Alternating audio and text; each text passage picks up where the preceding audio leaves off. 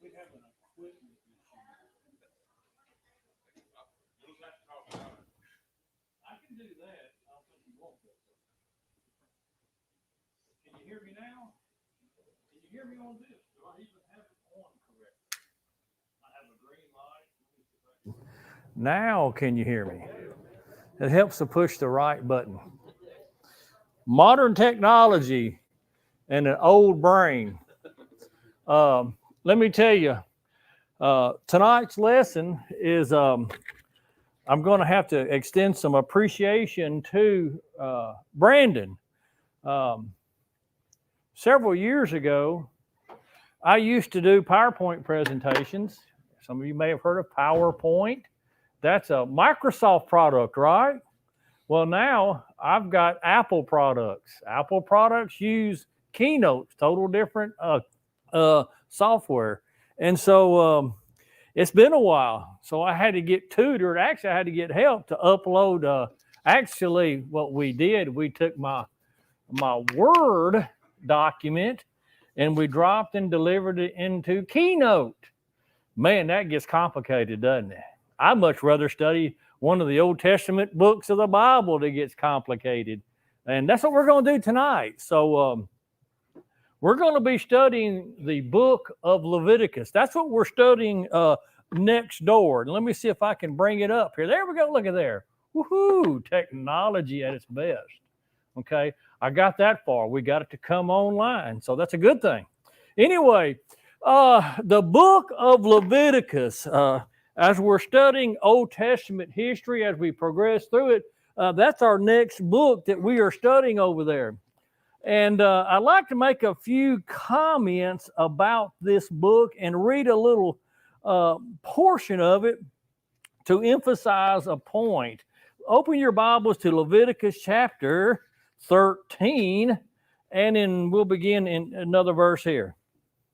Leviticus 13 and verses, let's just say 19 beginning, 19 and 20. Now, I want you to read this with me, and you're going to say, what? And in the place of the bowl there comes a white swelling or a reddish white spot. Then it shall be shown to the priest, and the priest shall look upon it. If it appears deeper than the skin, and its hair is turned white, then the priest shall pronounce him unclean. What in the world are they talking about? They're talking about leprosy here. Look down in verses 31, and I'm doing this for a reason. 31 through 33.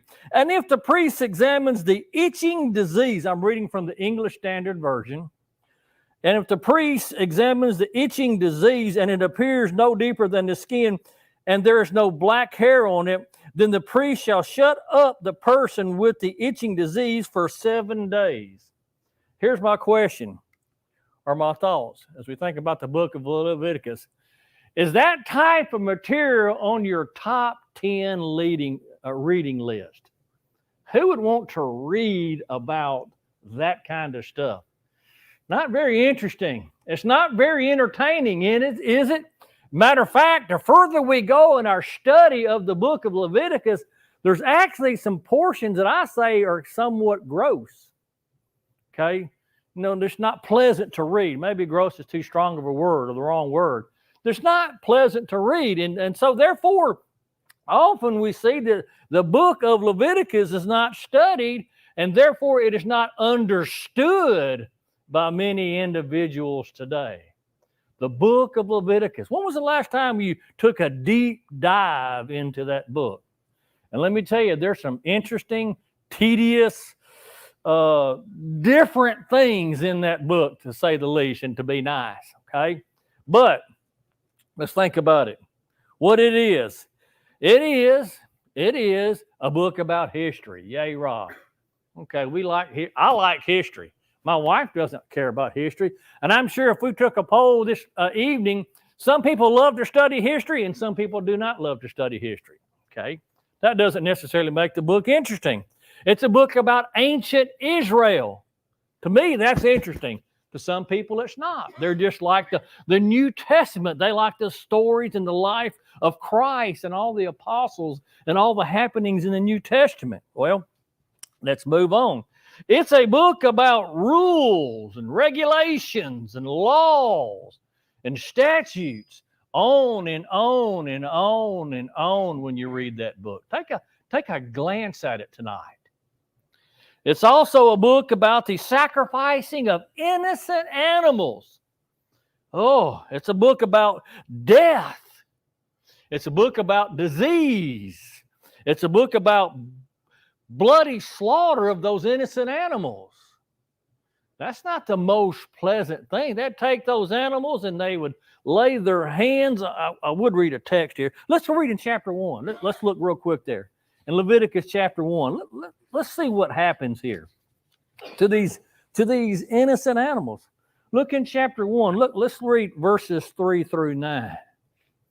And if his offering is a burnt offering from the herd, he shall offer a male without blemish, a nice bull. And he shall bring it to the entrance of the tent of meeting, and that he may be accepted before the Lord. And he shall lay his hands on the head of the burnt offering, not petting it. Lay his hands on the head of the offering, and it shall be accepted from him to make an atonement for him.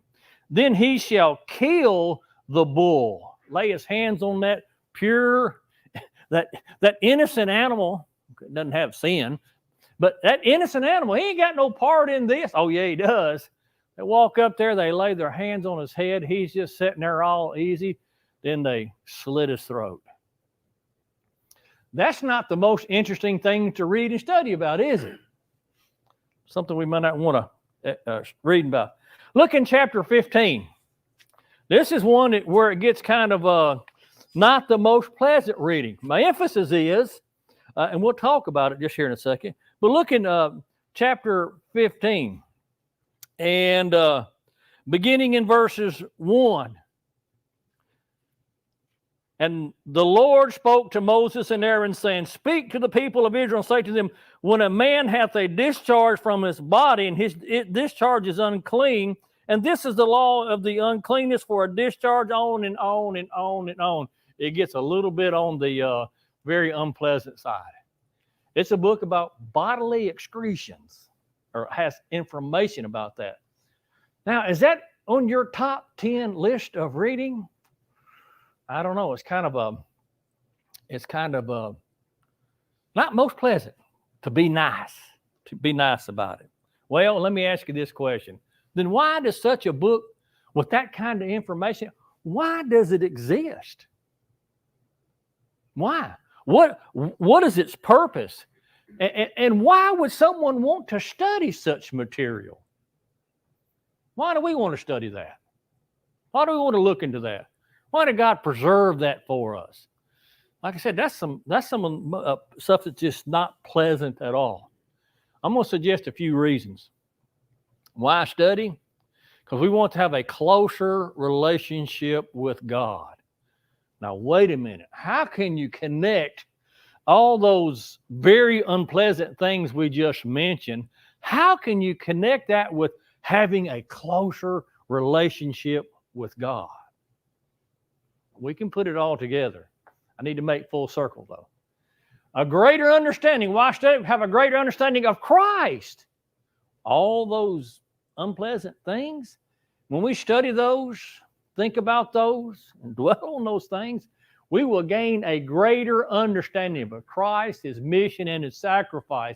We'll have a greater understanding of sin. There we go. We're getting close now. Bringing a little bit more light. We'll have a greater understanding of sin and its cost and its cure. We can see some of these things coming together. We'll have a greater knowledge of God's plan for his people. What people?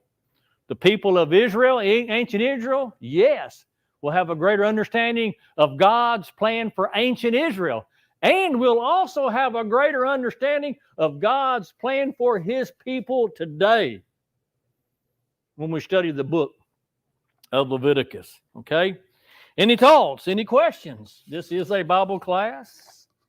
And if you have a comment, please let it be known. Oh, we're getting there. Yeah.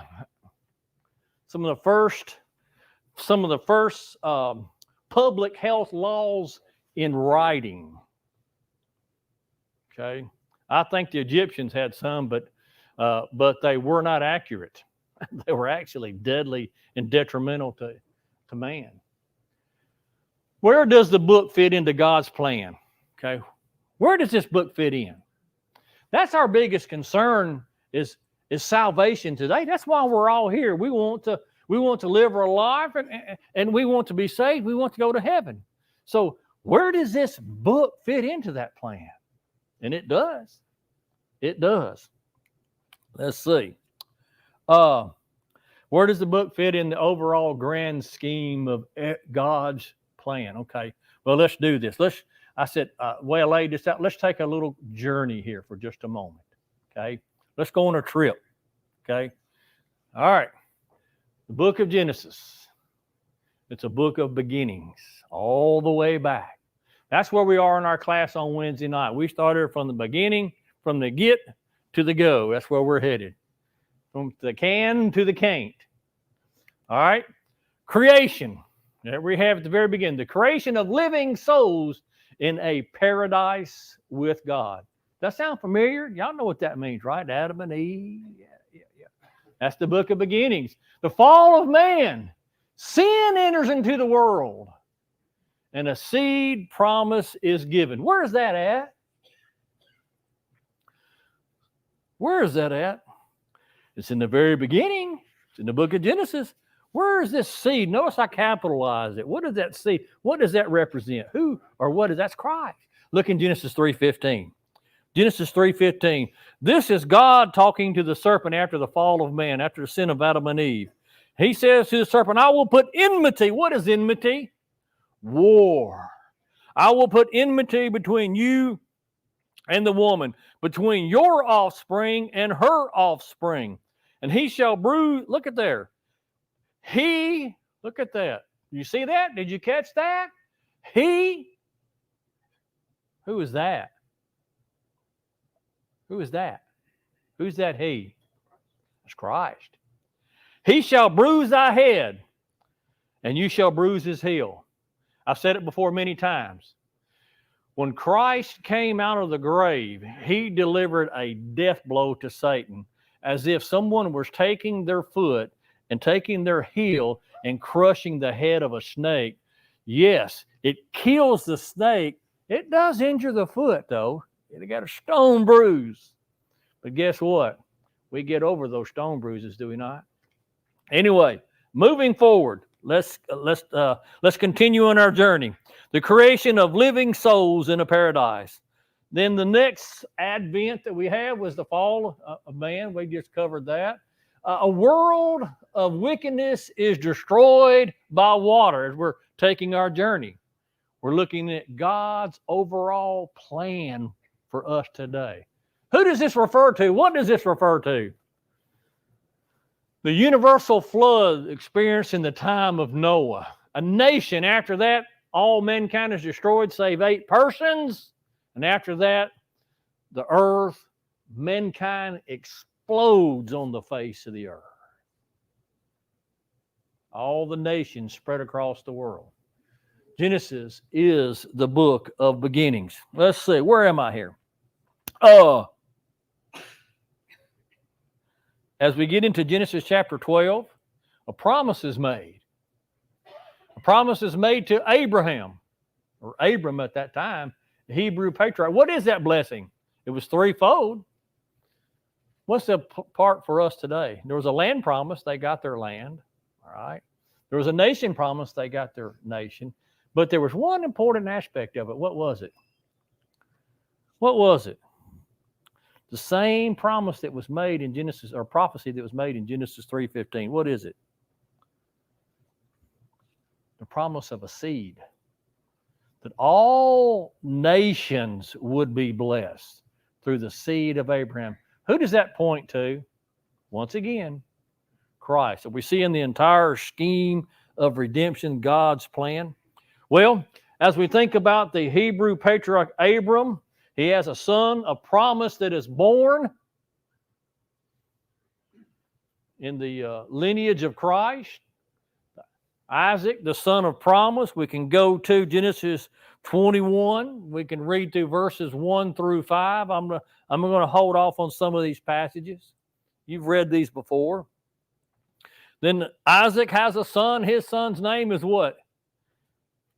Jacob. Jacob's name is changed to Israel. And Jacob begets a chosen nation. And that's Israel. Israel. And as we close the book of Genesis, as we're on that journey, we're with that nation, that chosen nation of God, that lineage that leads us to Christ, that lineage that leads us to the seed that would bless all mankind, Joseph plays a role as we close out the book of Genesis. Joseph's providential blessings for Israel in Egypt. What was that providential blessing? What was it? What was going on? What was happening? Why did Israel wind up in Egypt at the close of the book of Genesis? Why? What was going on? There's a big famine. We like to eat, don't we? And it shows pretty good, don't it, Bobby? We like to eat. Good thing we didn't have to live during those days. We'd have to move if we wanted to eat. They moved. They moved down into Egypt. That's the close of the book of Genesis as we commence on our journey. Let's move on just a little bit. The book of Exodus. Interesting book. How does it go for Israel down there in Egypt as they're enjoying the fat of the land?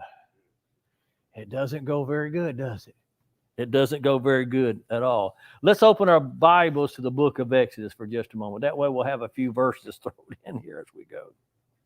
What happens? We know the story. How it is the Egyptians fear the Israelites because the Israelites are prospering. God prospers them, right? They fear them, so they want to make them slaves. Look in Exodus 1, verse 13.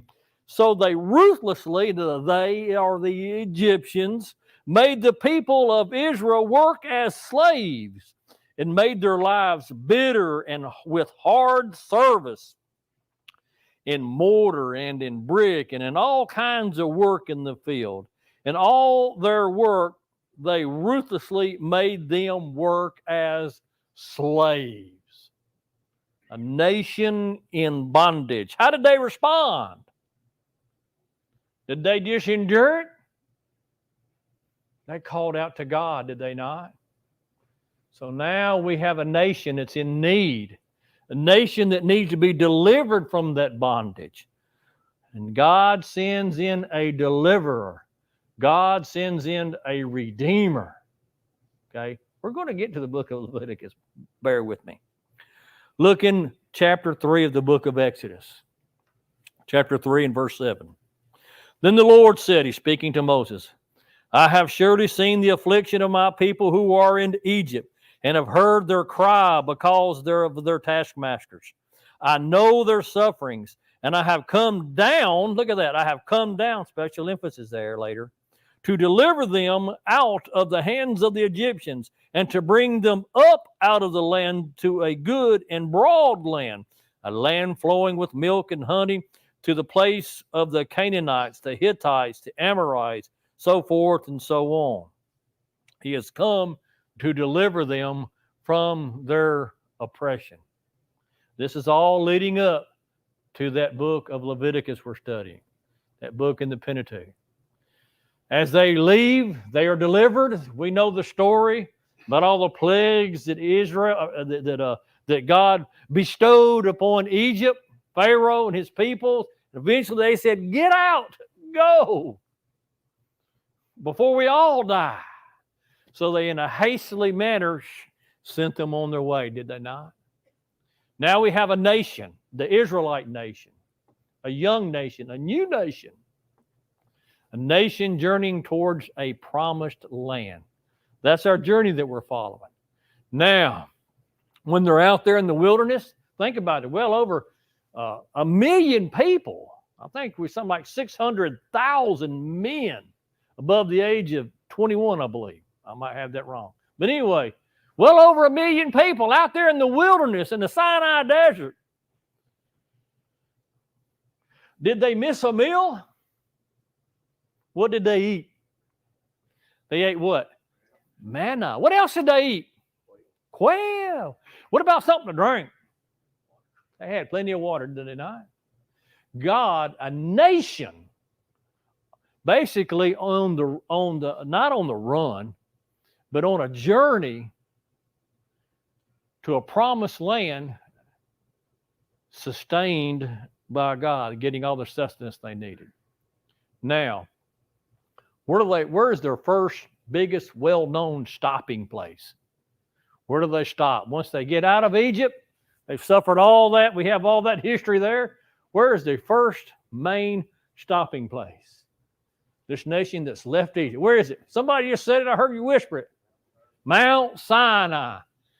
Mount Sinai. This nation that has no civil laws, that has no religious laws, that's still under the patriarchal dispensation. This nation is going to meet God. Now it starts getting important here. Interesting. This nation. Let's go to some passages here. Let me show you the gravity of this. Go to Exodus chapter 19. Exodus chapter 19. 19, and I think we're going to read verses. Well, let's read several verses here. Moses goes up on the mountain. He gets instruction from God. And Moses goes and tells the words to the people in verse 10. And the Lord said to Moses, go to the people, consecrate them today and tomorrow. Let them wash their garments and be ready the third day. For on the third day, the Lord will come down on Mount Sinai in the sight of all the people. Israel, chosen Israel, is about to meet their God. How do they respond? What happens? Look down further, if you would, in verse 16. And the morning on the third day, there were thunderings, lightnings, and a thick cloud on the mountain, and a very loud trumpet blast, so that all the people in the camp, what? Trembled. The presence of God up on top of the mountain. Now, you Bible class teachers, what have been some instructions that I skipped over? What were the people to do and told to do earlier? Y'all remember? What did they have to build? A barrier at the base of the mountain so that they could not go over onto the mountain. Why? They would have been destroyed. They were to wash themselves, prepare themselves, and they were to build a barrier so they could not cross over onto the mountain to meet God. They were separated from God. God was up on top of the mountain. Israel was at the foot of the mountain. They were separated by a barrier. A physical barrier and a spiritual barrier. What was that spiritual barrier? Sin. They were an unclean people. It was an unclean nation. Now look at this. Look at the scene. God is coming. He's going to come down to the mountain. On top of it. Israel's at the base of it. Okay. Are they together yet? They're meeting him. They're seeing him up there. They're absolutely scared to death. All that noise. He's a great, terrible, powerful, mighty God. Let's move on. Let's move on. Next one, we're going to have to go to chapter 40 for this one. A nation meets with God, and a nation tabernacles with God. You know, when we read our New Testament, we read several passages in the Old Testament, when it's mentioning God dwelling with us, God dwelling with Israel, we could translate that word tabernacling among us. What's that word tabernacle? What's the significance of that? It's a tent of meeting. It's a place of meeting. It's a dwelling place. Little side note, jumping forward 2,000 plus, 4,000 plus years. Where's God's tabernacle today? Is that it right there? Right here. Tabernacle what? Made with hands or without hands? This is the tabernacle of God. Anyway, I got way ahead of myself. A tabernacle, our nation tabernacles with God, making that a verb, making a noun a verb. That's not proper English, is it, you English scholars? We're going to do it anyway. God tabernacles with man. Here's the idea. Here's the thought.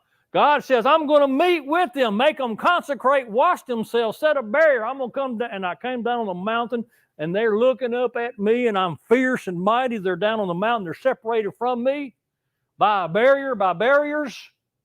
Now I'm going to come down and dwell with them.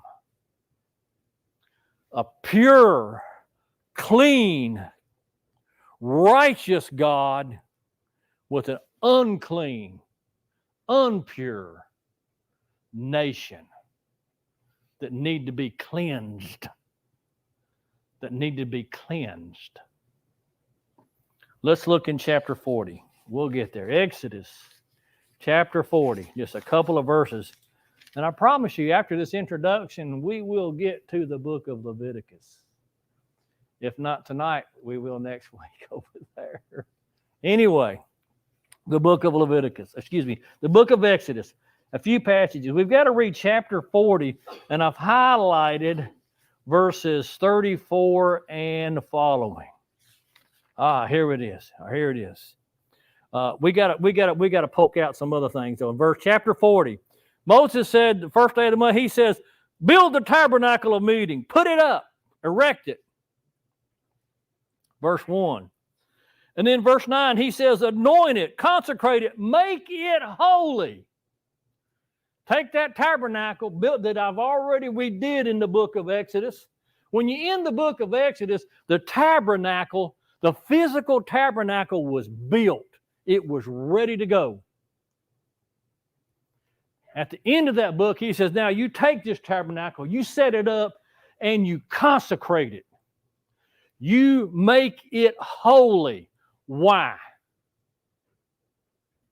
Why does that tabernacle have to be consecrated with oil and made holy? Because a holy God is fixing to enter into it. He's been up on the mountain separated from them, right? Now he's coming down to tabernacle with them. Let's read some other passages here with it.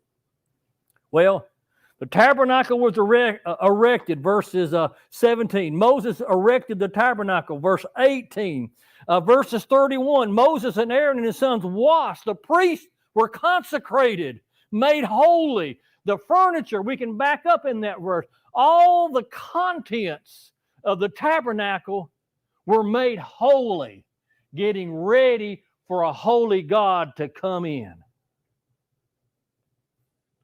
God is fixing to dwell with his people, right? They erected the court around it. So Moses finished the work. Verses 34, we got to read this one. These here. Then the cloud covered the tent of meeting. That's the tabernacle. And the glory of the Lord filled the tabernacle. It was cleansed. It was clean. It was holy. It was set apart from the nations round about. It was consecrated to God. It was a pure place of dwelling for God to come. And Moses was not able to enter the tent of meeting because the cloud settled on it. And the glory of the Lord filled the tabernacle. And throughout all their journeys, whenever the cloud was taken up from over the tabernacle, the people of Israel would set out. But if the cloud was not taken up, then they did not set out till the day that it was taken up. For the cloud of the Lord was on the tabernacle by day, and fire by night, in it by night, in the sight of the house of Israel throughout all their journeys. God tabernacling with Israel. Now, that's a little bit advanced into the book of Exodus, Leviticus actually. What takes place in the book of Leviticus? We've got to cover this or our lesson won't make any sense. Let's look at it. What is the purpose of the book of Leviticus? The purpose is not about simple historical facts about Israel. That's not what it's about. It's not about the rules and regulations of a Levitical priesthood. It is about how to be holy. The book of Leviticus was not an instruction booklet for the Levitical priest. It was a book about how the man of God could be holy before his God. Be ye holy. We'll see that a number of times. I ain't gonna have time to point. Be ye holy. Why? For I am holy. He was separate and apart from his creation. He had to come down to it. The purpose of the book is to teach Israel how to be holy. It teaches Israel how to be set apart, sanctified. It teaches how to be set apart and separated from the nations and the cultures, that's important, that surrounded Israel. They had to be a pure people. It taught how that Israel could be justified, the Israelite could be justified before his God. A pure, all-powerful God, you can't stand in his presence unless you are pure and clean before your God. You can't stand before him. You won't stand before him. How the Israelite could be right with his God. The purpose of the book of Leviticus. How the Israelite could acquire and maintain his standing for God. That's how they're doing it, through these sacrifices, through these following this multitude of laws, rules, and regulations, these public laws that you mentioned earlier, these health laws, public sanitation laws, dietary laws, relationship laws, every relationship they could be involved in, business, commerce, trade laws, laws of every aspect of life that separated and made holy Israel, because they had a holy God that wanted to come down and dwell among them. That's the only way that they could stand before their God.